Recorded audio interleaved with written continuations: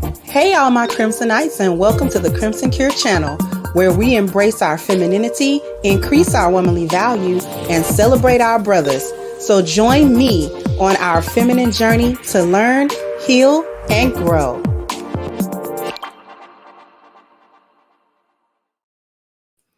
Hey there, my Crimsonites, and welcome to the Crimson Cure channel. I'm your hostess, femininity coach, and author of The Crimson Cure, and this is my perspective. So we're going to talk a little bit about this mandatory paternity test law that's been passed in Tennessee recently that is pretty much going to pull the plug on this paternity fraud, rampant paternity fraud, at least in the state of Tennessee. I'm thinking that more states are probably going to adopt the mandatory paternity tests in some way, shape, or form. Now, as it stands, this is a paternity test that is for non-married couples, but I would like it to see it with married couples as well, until this whole paternity fraud scam dies down. Because what's been happening is that these women have just been rampant with getting pregnant by whomever, the guy they really want to get pregnant by, and then going around and getting other men, getting into relationships with other men to have their children taken care of by that man, because the other man that they got pregnant by probably doesn't have a lot of the money or whatever the resources are that they want. And so they get another man with better resources, a better job, what have you, and they have that man to take care of the children. Okay. And a lot of times the paternity fraud isn't even happening. The way in which the paternity fraud is happening is they're getting into relationships with these men and then cheating on them with the men that they want, right? They're cheating on them with the men that they want. And then they're pinning the child on the current boyfriend that isn't the father of the child. So what we've got going on is Zaddy pulling the plug on a lot of the things that he's been letting slide for a couple of decades. And women have gotten really, really comfortable. Women have gotten really comfortable about doing this because there hasn't been any real repercussion. There hasn't been any real consequence to any of it, right? To none of it.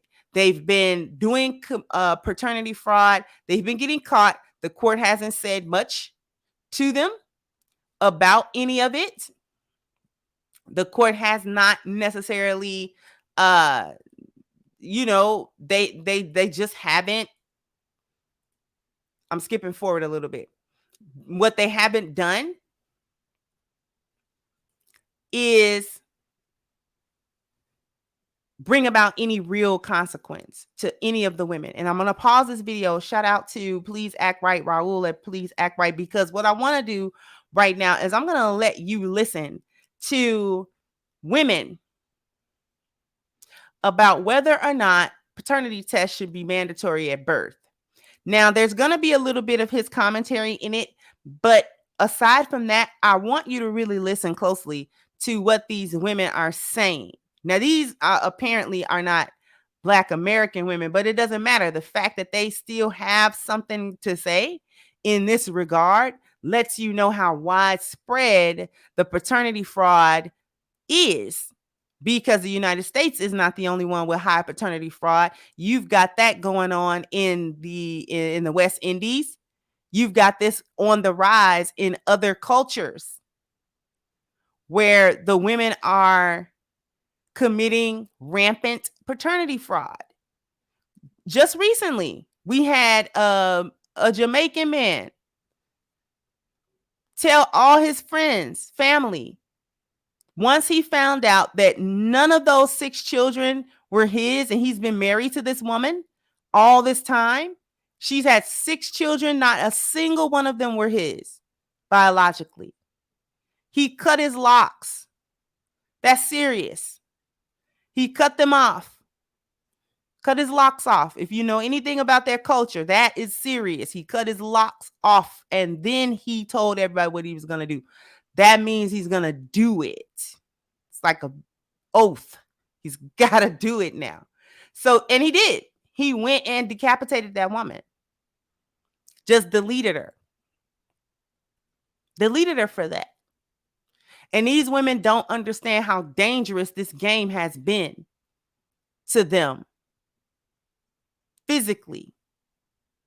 You do not know how men are going to react to the level of betrayal that they visit upon these men. Just like I did a show a few months ago, I do believe, where the man finds out that for 11 years, he's been taking care of a young boy and it's not his child. Finally gets a DNA test, comes to her with it, tells her, hey, how could you lie to me for 11 years? And she's like, what lie? You know, this is the type of stuff that gets your neck snapped. This type of stuff. And women never think it's a big deal. So what I'm going to do is I'm going to let you hear what these women have to say. And then we're going to cook this. Okay, so here we go. The United States making DNA testing mandatory is stupid. I don't think that, it's something that if you feel like you need a DNA test, go do that on your own time because you feel that way. I don't think every person, there's millions of people in the United States. Like, it doesn't make sense that people could be using that time to do other things. Like, you could be saving a life. You could be in a hospital saving a life. I have a serious problem with two things that she said right here. Number one, saying that mandatory tests are stupid. From a man's point of view, here's why. Now, I'm actually going to pause and give my commentary to that. What she said doesn't make sense. You can tell she was grasping for straws as she was talking because she had not thought that out fully at all. That was an incomplete thought, but it was a thought based and rooted in we've got to protect the sisterhood. We got to protect the hyena clan's right because they do believe it's a right. So we have to protect the hyena clan's right to misguide, to deceive, to lie to betray these men at will, no matter what we betraying them with, no matter what kind of lie we telling them, no matter how devastating the lie is. We reserve the right as a hyena clan to lie to these dudes. Who are these dudes? Nobody's. Right? So we, as the hyena clan, we reserve the right to lie to them. We reserve the right to do whatever it is that we want to do to them, regardless of how it makes them feel, regardless of the actual reality and consequences that these men have to face as a result of us telling these types of lies to them. Got men on the hook for child support for children that they can prove that they are biologically not the fathers of those children, and the court will make them pay child support anyway, garnishing these men's wages to the point where a lot of times men are finding themselves homeless or on the brink of homelessness because they are paying for children that they did not physically father. And you got women just, rolling their eyes at it like, oh, well, whatever. Able to put men's names on birth certificates without paternity tests. Now, all of a sudden, this man's name is on a birth certificate, even if he didn't sign it. And that's a contract with the state, which is why the law in Michigan was saying that if your name is on that birth certificate, it doesn't matter if you're physically the child's father or not. You are responsible. Or if you have been responsible for that child under the false impression that it was your child, and then you find out that it is not your child, and then you go to the court with your DNA results to say, I no longer want to be financially responsible for this child, the court will look at you and say, well, you've been the only father in that child's life, so you got to be the dad. Just ruin a man's life. Just casually ruin his life, just casually, like you sip a cup of coffee or like you run to the mall real quick, like you just ruin a man's life real quick. And women do not think that this is a big deal. They don't think it's a big deal. You can tell by the answer that she just gave, she doesn't think it's a big deal. Now, you could be doing something else. You could be doing something else other than lying to a bunch of men about which babies belong to who. You could be doing something else. He could be saving a life, and you could stop ruining one. But they won't talk about that.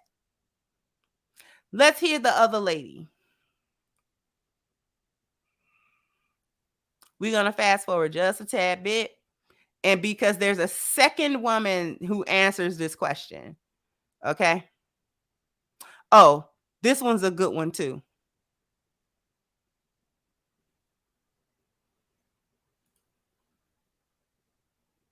That, go test for DNA are not the father. Yes. Yeah, they said that. 33% of the men are not the father. I never heard that one. It's a real Look that stat. up. Do your fact check. And what do you always say? So if you're not knocking their head off, somebody else gonna knock that lady head off. Right? Is that right or wrong, Callie? If your man ain't knocking you off properly, loyal. Huh? I'm loyal. You're loyal to what? Yeah, thank you. It actually. See? Yeah. Fact check. Of all the possible fathers to take a paternity test, about 32% are There not you the go, biological Sally. father. There you go, Sally. But watch her get slammed thinking she has an antidote to this. Okay, what? This is 1/3 of men who have a reason to take a paternity test. That's the men that got tested. Exactly. So what about the men who didn't get tested?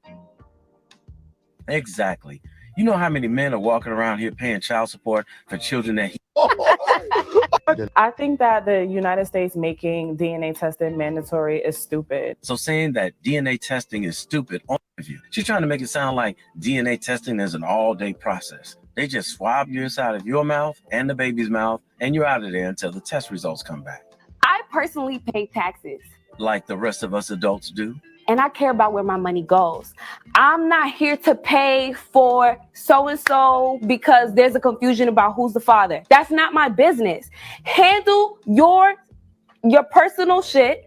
Now, I do agree with that. It should be paid for by the couple that are being tested. But I wonder if she has that same passion about paying taxes for government subsidies like Section 8 that are being taken out of her check for women who abuse the system by having multiple babies out of wedlock and collecting said subsidy. Of course not. This is just an excuse she's using so she can support the sisterhood. And for me, I want to fund schools. I want to fund the MTA because the trains are never on time. We got bigger problems. We have bigger problems. I'm sorry. I'm not paying for no mandatory test. So if we were to look at her charitable contributions per year on her stations, do you think she terribly? She says she wants to give to $1 a month in support. With a man taking care of another man's child. Women do it all the time. But not financially. Whether you know or not, he might bring another child and say, oh, I had this out of our wedlock, what are we going to do? Or he's taking your money and paying child support to another family. You had no idea. So when we're just like jumping like, oh, I'm not going to do this, I'm not going to do that. Hold on. It's already being done. See how she's taking. Now, that's the whole problem. That's the problem. She doesn't think it's a big deal. I told you they don't think it's a big deal.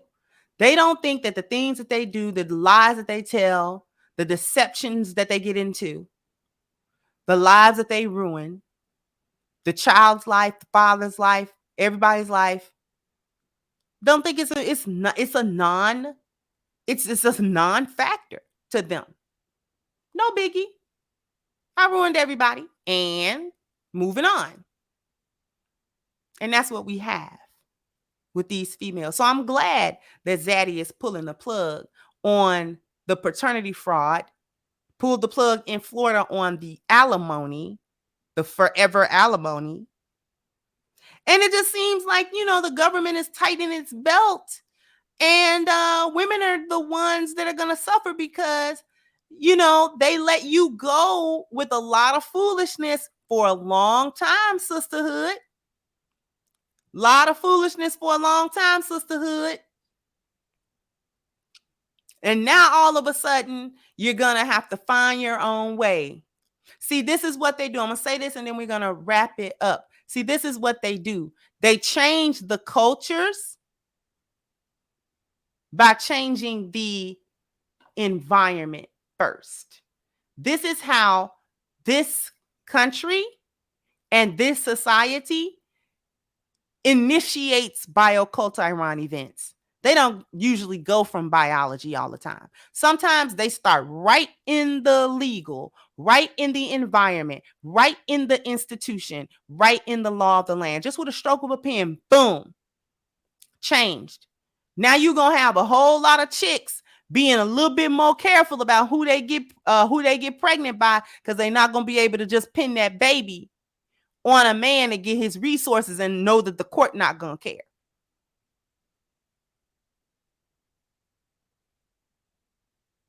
This is why I've been trying to get y'all to understand the correlation between biology, culture, and environment, because we're watching them change one or the other, and it affects the other two immediately. Immediately, the biology is going to be affected because she's not going to feel so safe at this point. It may take a little while for it to sink in. They're going to have to see some consequences, some legal consequences before women get it, right?